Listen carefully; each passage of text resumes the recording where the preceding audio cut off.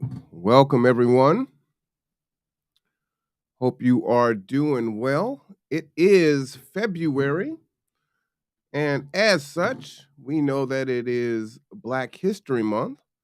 So we're going to get into we're going to cover some folks that I think should be recognized. So I'm glad that you can join me. So let's get right into it. Hello, and welcome to this special episode of The Conduit. In honor of Black History Month, we take the time to celebrate and reflect on the contributions and the achievements of Americans throughout history. Black History Month is a time dedicated to acknowledging and celebrating the contributions and accomplishments of Black individuals throughout history. It serves as a reminder of the rich cultural heritage and history of Black people and helps to promote cultural awareness and understanding. Additionally, my aim is to empower people to become the best versions of themselves, to move beyond fear, excuses, and not be afraid to fail.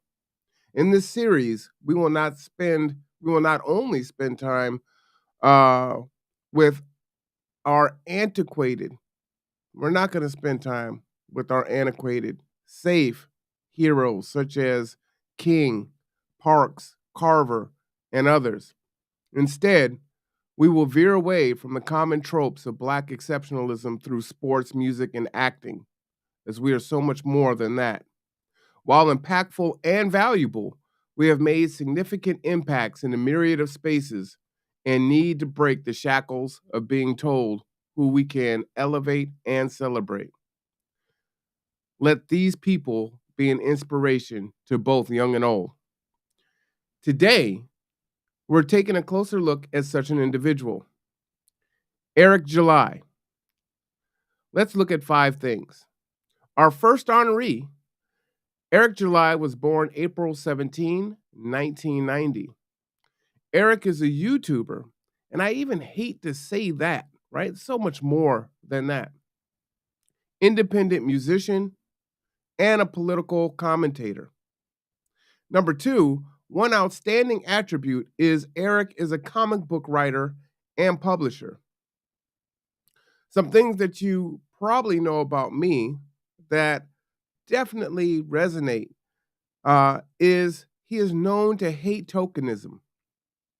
He believes it's lazy, disrespectful, and creatively bankrupt. Now, I've taken this from youtube.fandom.com, so I want to give them credit.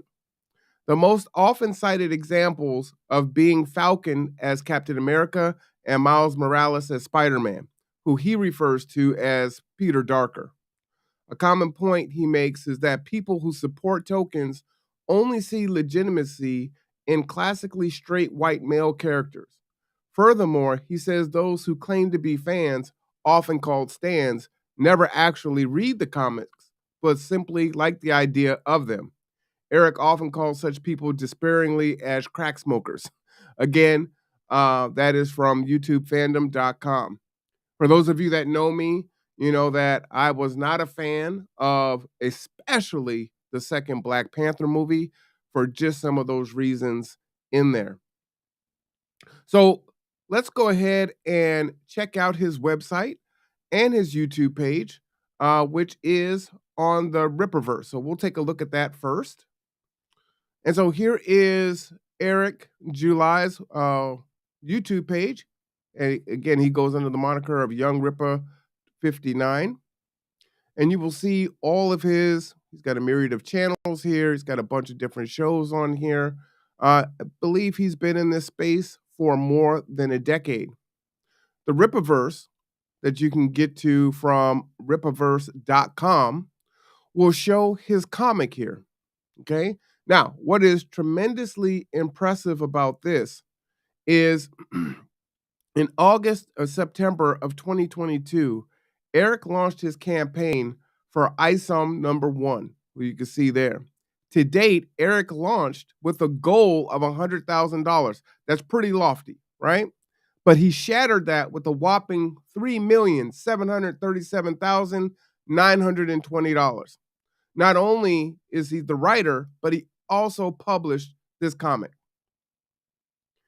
This is huge. Now, I want to have him tell you a little bit himself in regards to what this comic is about. So, fair use. I think you'll be okay with me sharing this out here. So, let me go ahead and do that now.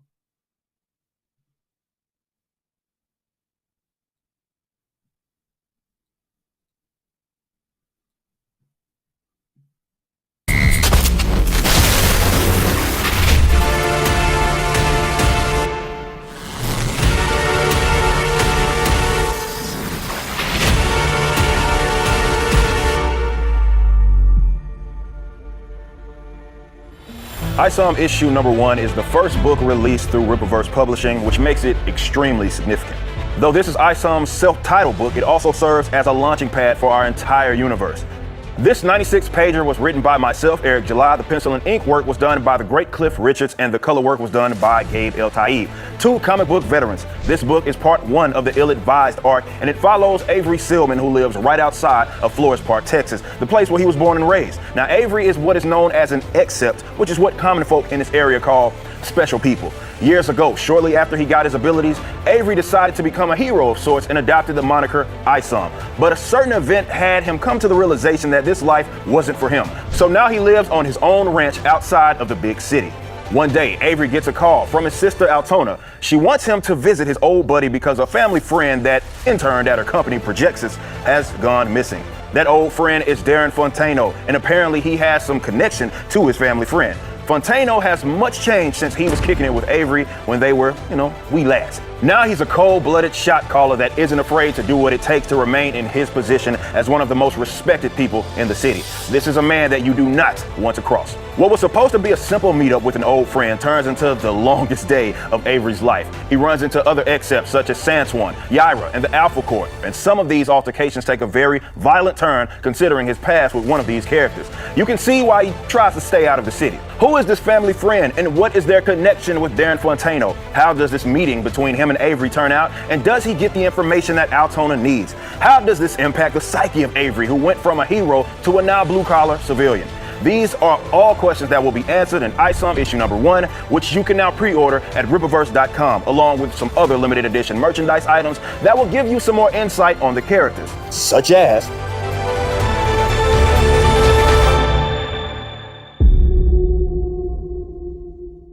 Earth, a place with such interesting beings. Like many other planets throughout the cosmos, their subjects have needless squabbles. But from those conflicts, I've discovered some creatures that could be of great use to our efforts. I'm not quite ready for the selection, but after many patient years, I feel it is time for more thorough documentation. This city is where we begin. Wow. That's Isom number 1, y'all. Again, wrote and published his own comic. That is impressive indeed. $3,737,920. All of the information and the way to check out all of his social media is in the description. And that's it for today's episode. We hope you've learned something new about this man and his contributions to our history and society. Join us next time as we continue to celebrate Black History Month and the achievements of more Americans. Until then, stay informed, stay inspired.